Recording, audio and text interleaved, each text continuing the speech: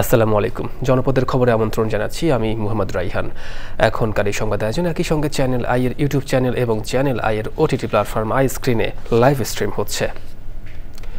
অসম্পূর্ণ রেখে ঠিকাদার পালিয়ে যাওয়ায় ৬ বছরেও শেষ হয়নি চাঁদপুরের হাইমচর উপজেলা স্বাস্থ্য কমপ্লেক্সের উন্নয়ন প্রকল্পের কাজ। জরাজীর্ণ টিনশেড ভবনে প্রতিকূল পরিবেশে চলছে স্বাস্থ্যসেবা কার্যক্রম। চরম ভোগান্তিতে পড়েছেন ২.৫ লাখেরও বেশি মানুষ। চাঁদপুর থেকে মোর্শেদ আলমের পাঠানো তথ্য ভিডিওচিত্রে আল মকসিদের রিপোর্ট। ২০১৯ সালে হাইমচর উপজেলার স্বাস্থ্য কমপ্লেক্সকে ৩১ শয্যা থেকে ৫০ শয্যায় উন্নীতকরণের লক্ষ্যে ২৭ কোটি টাকা ব্যয়ে ৮টি ভবন নির্মাণ প্রকল্প গ্রহণ করে স্বাস্থ্য প্রকৌশল অধিদপ্তর।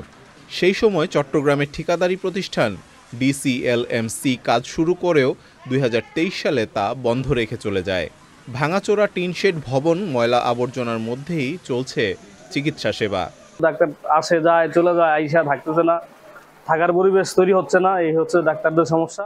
জায়গা নাই, বাইরে অ্যাক্সিডেন্ট 2 জন রোগী এম করে দিছে। হাইমচরের জনগণ অনেক ভোগান্তি সৃষ্টি হইতে আছে চিকিৎসা নিয়ে। এটারে মনে করেন একটু যদি চালু করে দেয় তাইলে মনে করেন আমরা হয়তো সাধারণ মানুষ মনে করেন উপকৃত হব। স্বাস্থ্য কমপ্লেক্সটিতে 15 জন চিকিৎসকের স্থানে কর্মরত আছেন মাত্র 4 জন। অন্যান্যদের পদেও রয়েছে শূন্যতা।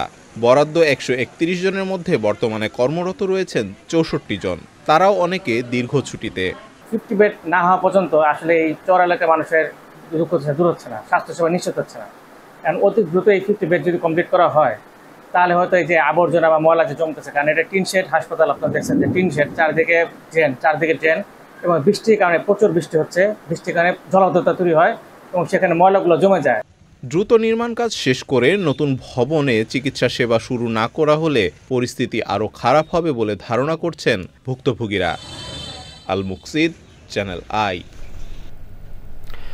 চট্টগ্রামের মিরসরাই উপজেলার জোরারগঞ্জ থানার ঠাকুরদিঘি এলাকায় ঢাকা চট্টগ্রাম মহাসড়কে প্রাইভেট কার ও কাভার্ড ভ্যানের সংঘর্ষে বাবা ও মেয়ে নিহত হয়েছে। আহত হয়েছে 4 জন। নিহতরা হলেন গোলাম সারওয়ার ও তার 3 বছরের মেয়ে মুস্কান। সকাল 9টার দিকে এই দুর্ঘটনা ঘটে। প্রাইভেট কারে থাকা আরও 4 জন আহত হয়। তাদের মধ্যে 2 জনকে চট্টগ্রাম মেডিকেল কলেজ হাসপাতালে পাঠানো হয়েছে বলে জানান জোরারগঞ্জ হাইওয়ে থানার ওসি বোরহান উদ্দিন।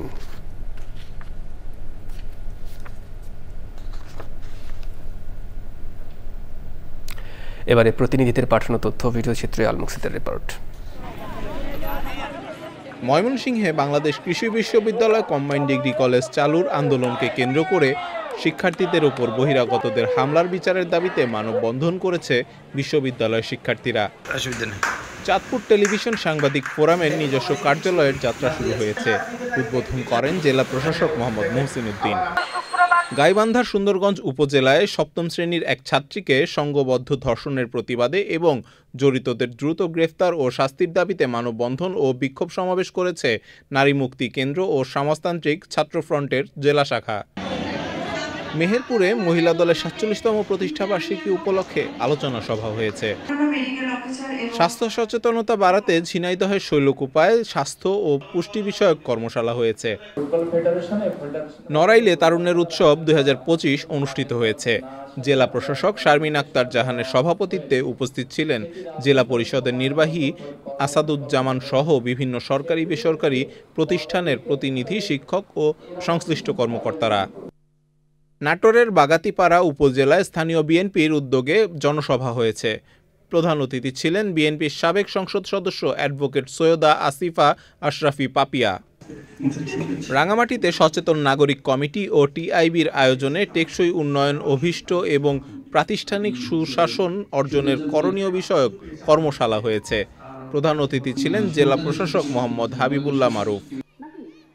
প্রাথমিক শিক্ষার মান উন্নয়নে শেরপুর সদর উপজেলার বালাইরচর কান্দারপাড়া সরকারি প্রাথমিক বিদ্যালয়ে সমাবেশ হয়েছে। আল মুকসিদ, চ্যানেল আই।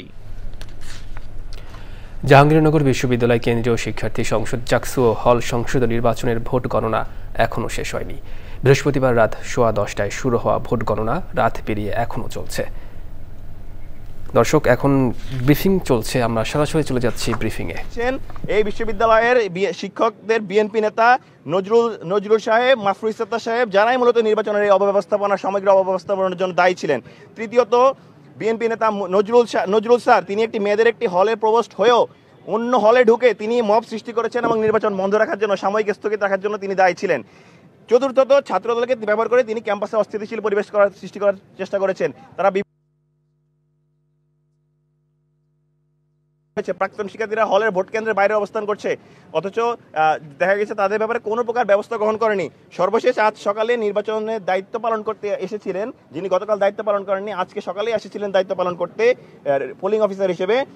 সেই শিক্ষিকার, সম্মানিত শিক্ষিকার, মরহুমা শিক্ষিকার মৃত্যুকে কেন্দ্র করে ক্যাম্পাসে অস্থিতিশীল একটি করছেন সেই নজরুল স্যারের গ্রুপ। আমরা স্পষ্ট ভাষায় বলে দিতে চাই, এই ক্যাম্পাস কোনো স্যারের গ্রুপের নয়, এই ক্যাম্পাসের শিক্ষার্থীরা দীর্ঘ 33 বছর পর জাকসু নির্বাচন পেয়েছে, তারা তাদের ভোটাধিকার প্রয়োগ করতে চায়। আমরা সমন্বিত শিক্ষার্থী জোটের পক্ষ থেকে শুরু থেকে বলে এসেছি, আমরা একটি ফেয়ার ইলেকশন চাই। আমরা নির্বাচিত হই কিংবা না হই আমাদের কোনো সমস্যা নেই, কিন্তু শিক্ষার্থীরা যেন তাদের প্রতিনিধি বাছাই করে নিতে পারে। কিন্তু আমরা দেখতে পেয়েছি যারা শিক্ষার্থীদের ম্যান্ডেট চায় না, যারা জোরপূর্বক ক্ষমতার বসতে চায়, যারা শিক্ষার্থীদের এই অভিভাবকত্ব দায়িত্বশীল জায়গা থেকে নিজেদের ক্ষমতার আসীন বলে মনে করে, তারা আসলে সেই জায়গায় বাধা দিচ্ছে।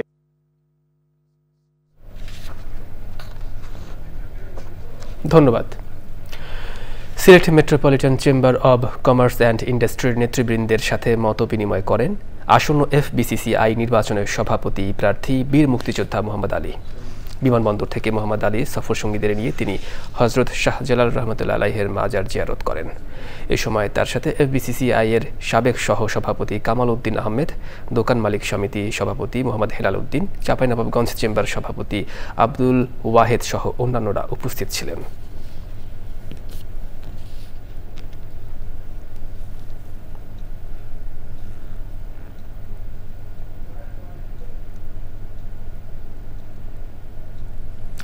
দর্শক, জনপদের খবর আজকের মতো এ পর্যন্তই। একটু পরে কৃষি সংবাদ দেখার আমন্ত্রণ জানিয়ে শেষ করছি। ধন্যবাদ সবাইকে।